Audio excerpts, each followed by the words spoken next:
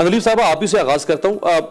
दो चीजें हो सकती थी ना। एक तो ये कि आपकी हुकूमत ऑनरेबली या ग्रेसफुली कहती कि हाँ करप्शन मुल्क में मौजूद है और ये माजी की हुकूमतों की दी हुई करप्शन है, लेकिन रिपोर्ट को हम तस्लीम करते हैं। आप तो सिरे से, आपके लोग शहबाज गिल साहब बाकी लोगों कह रहे हैं जी रिपोर्ट ही गलत है, ये तो 4 साल 5 साल पुराना डेटा है। देखिए, मैं तो इस बात को नहीं कहूंगी कि रिपोर्ट गलत है। रिपोर्ट के अंदर बिल्कुल एक तासुर जो है, वो जब हम कहते हैं कि करप्शन परसेप्शन इंडेक्स है, तो परसेप्शन का मतलब तासुर होता है, वो तासुर मौजूद है। और मैं आपको बताऊंगी 2 तरीकों से क्यों मौजूद है।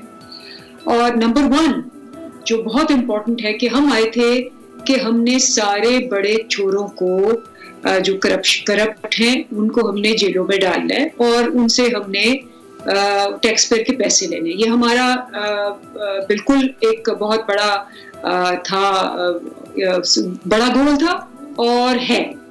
अब उसमें जो तासुर गया, और वो तासुर ये गया, अगर आपको याद होगा 2019 के एंड में या 2020 के शुरू में जब इन पे केसेस हुए, और इस वक्त जो पाकिस्तान का सबसे बड़ा गॉडफादर है, सबसे बड़ा जिसको सुप्रीम कोर्ट ने कहा कि जिसने अभी भी सुप्रीम कोर्ट, अभी हाई कोर्ट ने कहा है कि जो इश्तिहारी है, भगौड़ा है, मुजरिम है, कॉन्विक्ट है, चार्ज्ड है, वो इस सिस्टम को चकमा दे के बाहर चला गया। और वहां से जब तस्वीरें आती हैं कि वो पिज्जा खा रहा है और बिल्कुल जो है किसी किस्म का उसको डर नहीं है, तो वो फिर जो हमारा सारा बेस है, वोटर बेस, उस पे ये डेफिनेटली तासुर जाता है कि पहले भी वो भाग गए थे सरूर पैलेस, सब कुछ लूट के जद्दा चले गए थे, और अब भी वो लंदन भाग गए हैं।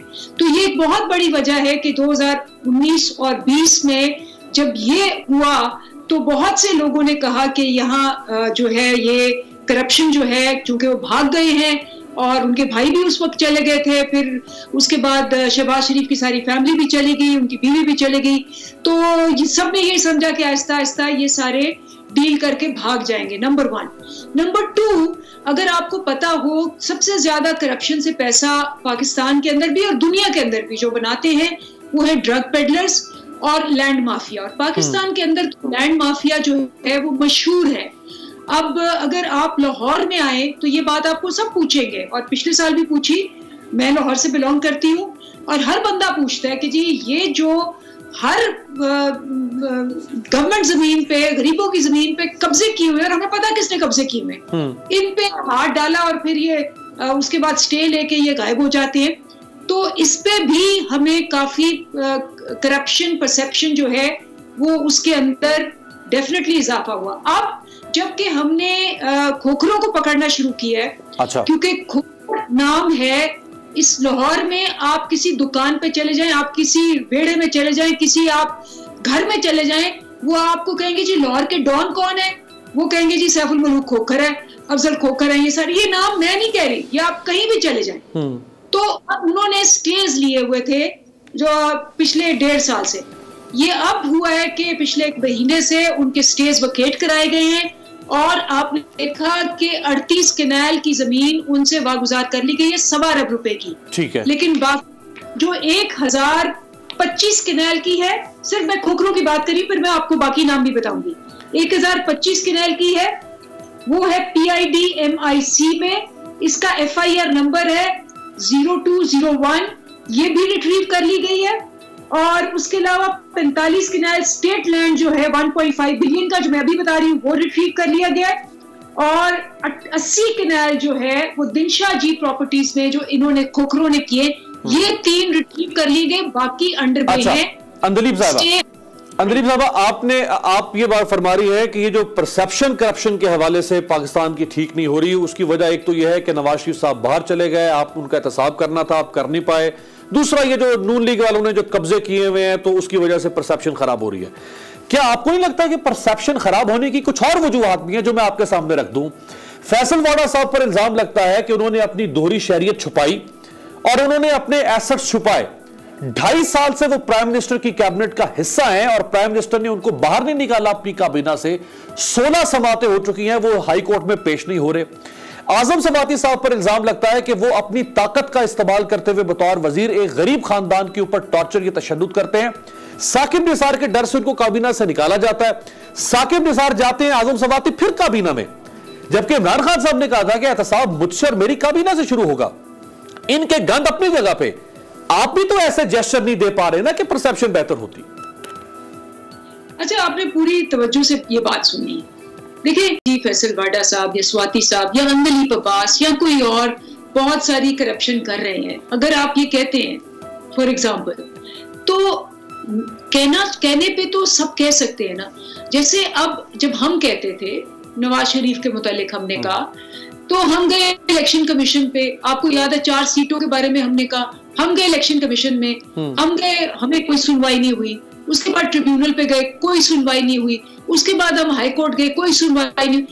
अब मुझे ये बताएं, ये काम तो अपोजिशन का होता है कि आप सबूत लेके आए।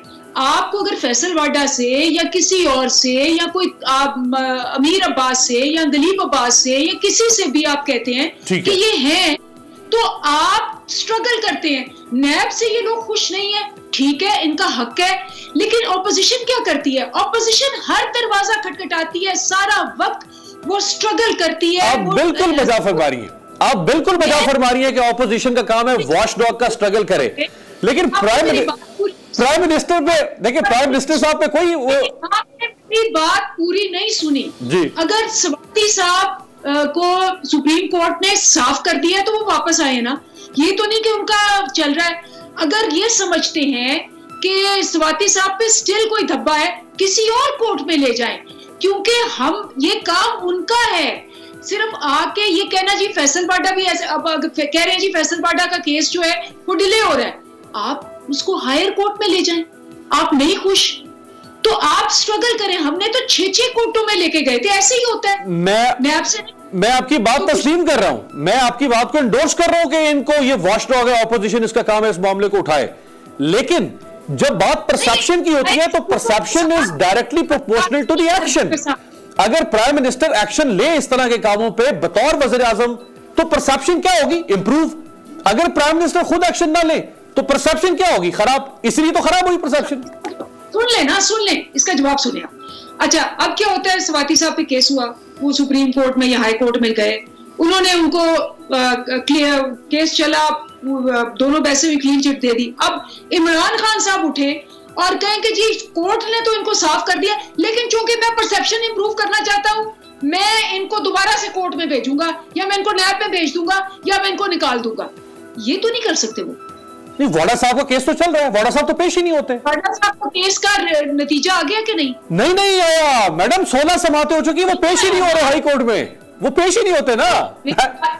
तो मेरी बात सुने ना, आप सोचें कि अगर वाडा साहब पेश नहीं हो रहे या उनका वकील पेश नहीं हो रहा, तो ये काम तो ओपोनेंट्स का है कि वो कहें कि जी वो पेश नहीं हो रहे, हम इनको हायर कोर्ट में लेके जा रहे हैं, वी आर नॉट हैप्पी।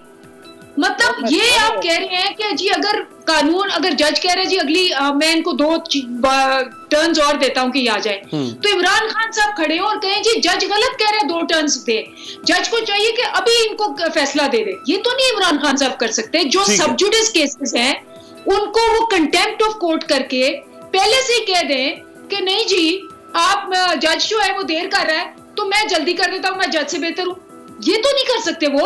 ये काम ऑपोजिशन का है, और ऑपोजिशन के पास सबूत नहीं है, और ऑपोजिशन स्ट्रगल नहीं करना चाहती। ऑपोजिशन सिर्फ मीडिया में आके कहना चाहती है ये करप्ट है, ये अब ऑपोजिशन से भी जरा पूछते हैं कि जनाब आप स्ट्रगल क्यों नहीं करते। लेकिन उससे पहले जरा मैं रिस्पांस जो पिछले साल आया था, जब 2020 में रिपोर्ट आई थी, उस वक्त फिरदौस आशिक अवान साहिबा प्राइम मिनिस्टर की स्पेशल इंफॉर्मेशन यानी वफाकी वजीर इत्तलात थी, उन्होंने उसको कैसे कंडेम किया था। सब्सक्राइब करें और बेल दबाएं ताकि कोई खबर रह न जाए।